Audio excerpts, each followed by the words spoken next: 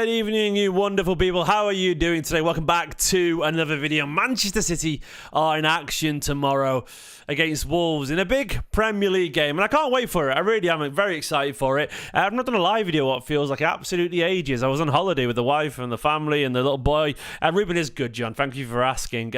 He's all wonderful. He's getting ready for bed downstairs, and I'm just doing this video right now. I can't wait for tomorrow. I'm really looking forward to it. I think it's going to be a good game of football. I think there's lots of positivity around Man City at the moment from Manchester City fans. HAALAND back scoring the other day. Phil Foden, it's got to be said, Phil Foden winning the Football Writers Association Player of the Year. Little Phil Foden, that guy I was watching as a 15-year-old for the academy, ripped things up. Now, 8 years later, the Player of the Year from the Footballers Writers Association. Hopefully, he can get a PFA double as well. Wonderful stuff, and I'll get into that in a little bit more detail in a minute. I have got a little bit of housekeeping to go through. First of all, I want to say that my watch-along tomorrow is yet again on the platform that I'm sort of supporting and building over there on Tifo, a brand new streaming platform. If you want to join me tomorrow, head to the other link in the description. There's 2 links in the description. Scroll down past the team news bit and whatever, and you'll see a link there. Click it, use the referral code Stephen in capital letters, I think, to sign up and join me tomorrow 15 minutes before kickoff for the watch along tomorrow. It's a great platform over there. It needs your input, your feedback,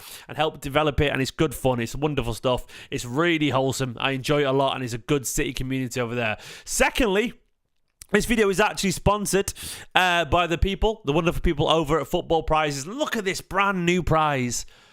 It's the king and the prince together. Kevin De Bruyne and Phil Foden in a dual signed and framed Manchester City shirt display. How wonderful is that? Look at that. You could have that on your wall, in your man cave, your kitchen, your women cave. I don't know what it's called. That sounds all right. Your office, your bedroom, wherever, just on the floor, leaning against the wall in your garage. You could have that. That's on your wall if you want to. It costs about the coffee. It costs about the cost of a cup of coffee. £3.95 to enter, and there's 399 tickets available. 107 have sold. Get involved now if you want to win that. It's all legit, don't worry. 15th of May, you've got 2 weeks to get involved. Imagine winning that. Signed and framed Phil Foden and Kevin De Bruyne shirt. I might enter myself as well. You've also got other shirts available to win the taste. Nunes, Yara Toure, Gundogan. Lovely, lovely stuff.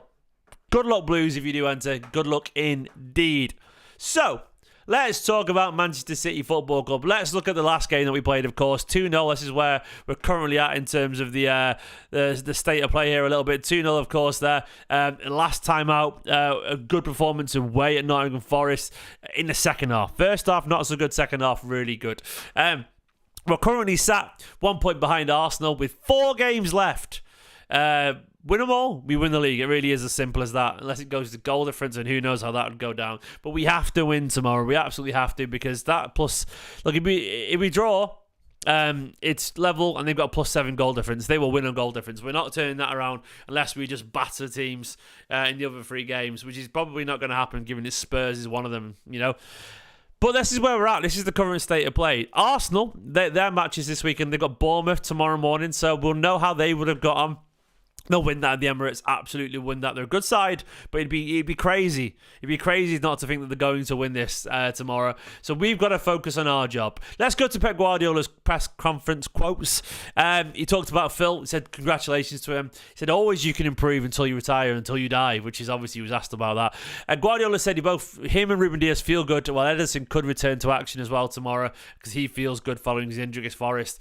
Great news. I mean, Phil, look, I'm buzzing for him. I touched on it at the start of the video, but I want to talk about Phil a little bit more. Look, Phil, I've been watching Phil Foden since he was a teenager. I've been watching him for the academy for years. I think the first time I saw him was 15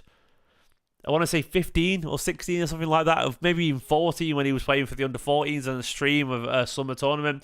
This guy is a special footballer I've been watching for the best part of a decade, and personally, watching that development, to me it feels nice seeing this young guy go from City superstar academy lad, Stockport lad, Manchester City fan, to the Football Writers Association Footballer of the Year, 2-time Young Player of the Year, probably going to get the PFA Player of the Year as well, I don't know.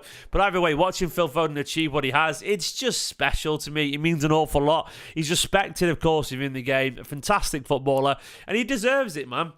Like the magic that he's done this season with the ball at his feet. I love it when players like Phil Foden get these awards because he's sort of the best of football. He is. Like, incredibly passionate, incredibly loyal, ridiculously talented, scores wonderful goals, does magic things. More special footballers, the better. And Phil Foden is absolutely in that category. And I think we're only seeing a small glimpse of what he's capable of as well. Fantastic player, and I'm very, very happy for him. The mouse is just...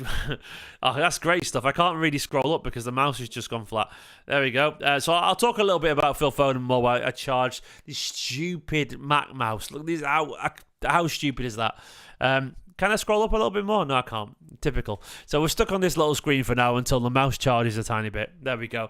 But yeah, I'm really happy for Phil Foden. He absolutely deserves it. You know, he has been ridiculous this year.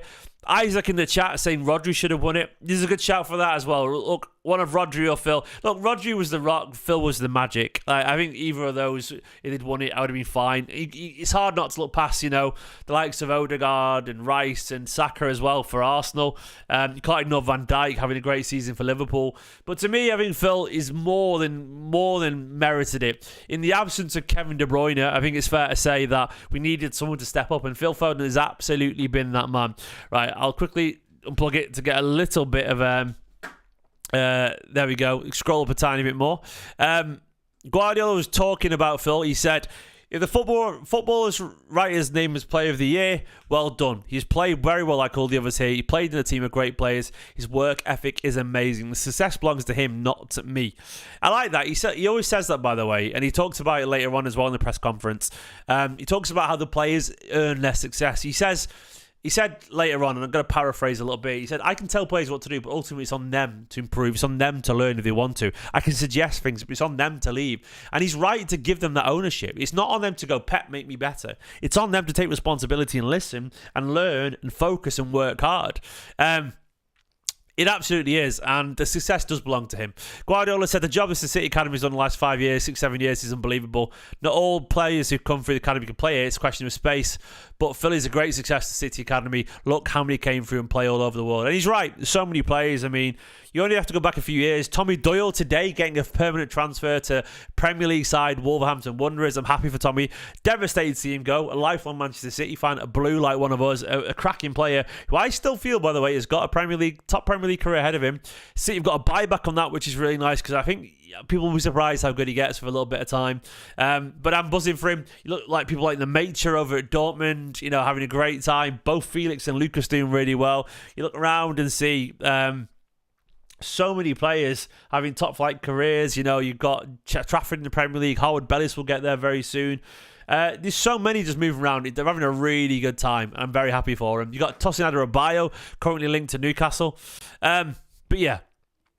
Guardiola said we had a good week. Players are fresher in the mind. Little tactics in details we worked on. Right now, I don't have time to be thinking about new things. Matches come one after another, and Wolves next. He said, I'll think about the selection versus Wolves later. But it's good to hear that the players are in a good peace of mind right now. And I'm sure they are. I'm sure they're feeling very good, which is all we want to hear as City fans. What else did he say? He talked. This is what I was on about Phil's. He said development. He said he was in a team that won a lot of Premier Leagues and was playing in the final stages of a lot of competitions. It's not easy to play in that team. That is so demanding. We can, as a manager, suggest something, but it belongs to them. Yeah, it does belong to them. Absolutely. So look at the case with Cole Palmer. What did I develop? I didn't give him minutes. The talent is there. In the end, it depends absolutely on the players and what they do and what they learn every single game. So what he's saying there. Pep didn't make Cole Palmer who he is. He said Cole Palmer did it himself when he played, and there's an element of truth to that. That's also saying he should do it when he's on the pitch, I guess. And it's not barbed as such, but he's talking about the players have to earn it on the pitch. Also, they have to earn it off the pitch. He's right, absolutely right. On the title race, he said we have to win all 12 points, otherwise it'll be difficult. Arsenal are so strong, it depends on us. One at a time and try to win games, no more complicated. I'd like to say what we've done in the past is going to happen again, but nobody knows. And that is the crux of it, really. Nobody does know, indeed. We'll have to see. We'll have to see how it goes. Pedro Neto's available for them, which is a big shame. Yeah, he's a really good player. As it is, there's some more quotes from Gary Neville saying, looking forward to it because City are the benchmark. It's ultimately a test. Looking forward to seeing how we deal with it. Yep. There was rumours going around about the charges today, by the way. Apparently it's a load of nonsense. Nothing's happened yet. Jack Grealish talking about his hair routine. Talking about... This is interesting. He talked about Guardiola. He said, sometimes I sit there and think, how have you even thought of that? It's just some of the stuff that Pep comes up with is just unbelievable. He's just made me see football different. Absolutely. Pep's a genius. Jack is going to be a great pundit, by the way, one day. He's charming, he's honest, he's like sort of interesting as well. He's like, I won't say I'm not going to say he's a genius or anything like that, but he's got a forthrightness to the way he talks that when he's in his mid-30s and 40s, he's a bit older. I can imagine Jack being a really entertaining pundit because he's got this warmth to him and charisma. He's got a real refreshing honesty that the likes of like Carragher and Neville have sort of opened up to mainstream media recently, and Micah Richards, of course, as well. I think it's going to go down really well. Grealish said, Pep has made me see the game different. I know people say he doesn't dribble as much now, he doesn't run at defenders, but I do. It's just the team I'm in now is a little different to Villa. He wouldn't really play against teams in a low block. At Villa, you could afford to give the ball away, say, 2 times out of 5. At City, we're possession-based to control the game and the ball. Whether that team versus a low block, whether that team is a team in a low block or going from side to side or waiting for the other moment to... Whether that team versus a team in a low block is going from side to side and waiting for the one moment to where it's bam and you can attack. I don't know if that's me being a bit cautious. I can't really give the ball away. It was a lot different to what I thought. I've been at Villa for my whole life. The team has been really built around me, especially in my last 3 years. I think he's bright in a different way, Mo. I think his people skills are... Look, I won't say Mike is the brightest guy in the world. I don't mean that as a dig. Mike, I love him to bits, but he's not like... We're not looking at Mike in the way we look at Pep, you know? Like, Mike is passionate and interesting in the way that Jack is as well. I think Jack absolutely would be a lovely pundit every now and then because I think he talks about football very openly. And he's got... Jack's got what... I think I'm not the brightest in football, but I think I've got good people skills and people like to listen to me talk. And I think Jack has a very similar level of warmness to him, which I think comes across, you know. And hopefully, you know, he's likeable, Jack, and hopefully we'll do.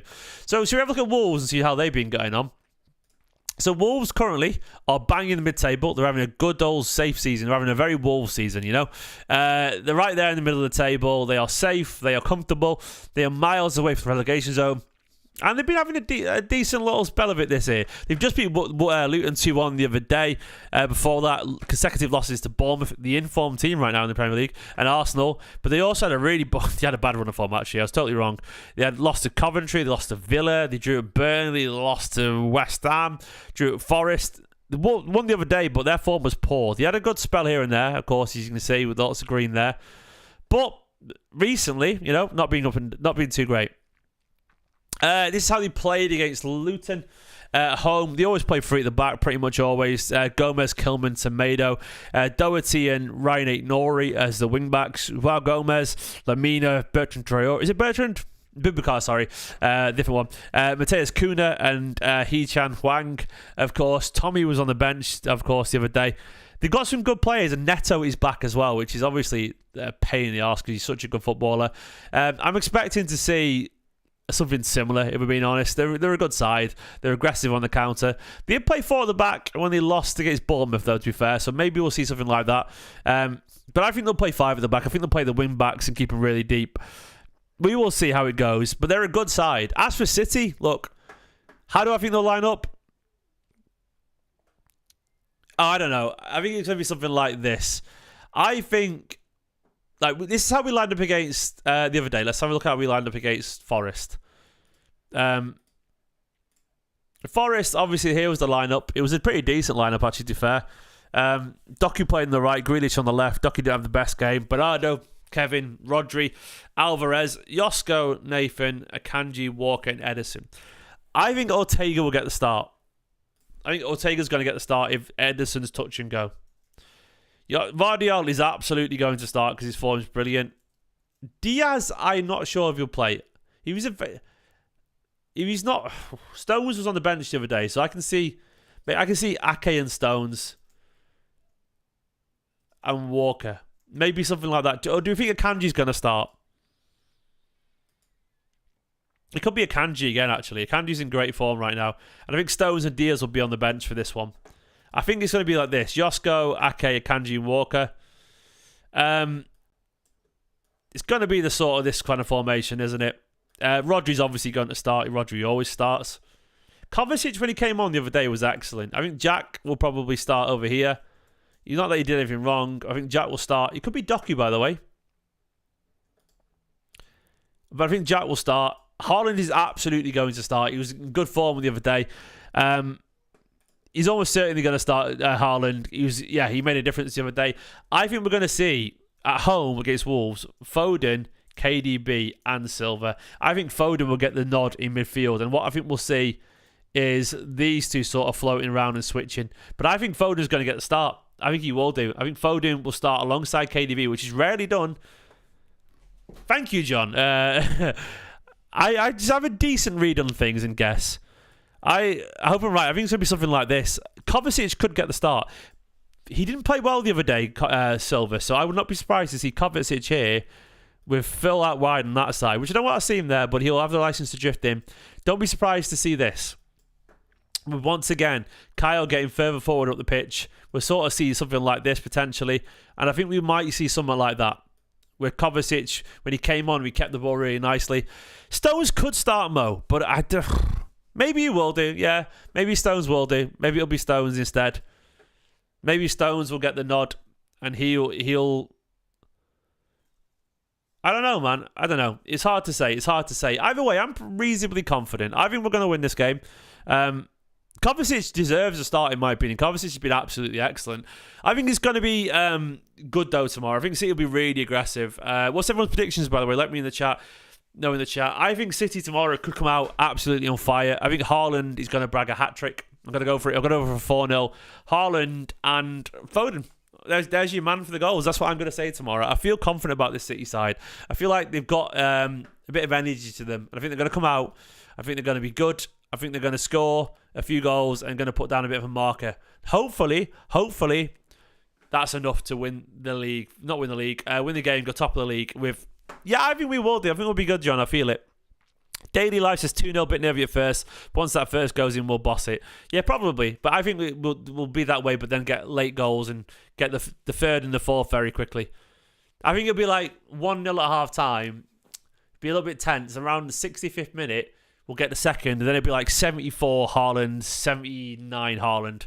Something like that. I think it'll be like that. I'm going for a bold prediction there. If you even got minutes, if that comes off tomorrow, don't bet on it. I'm an absolute genius. Anyway, guys, just a quick match preview there. Once again, please do feel free to check out the competition of signed and framed dual De Bruyne and Foden shirts. And of course, my watch long is on Tifo tomorrow. For now, though, I love you all loads. I'll catch you in a bit. Come on, you Blues.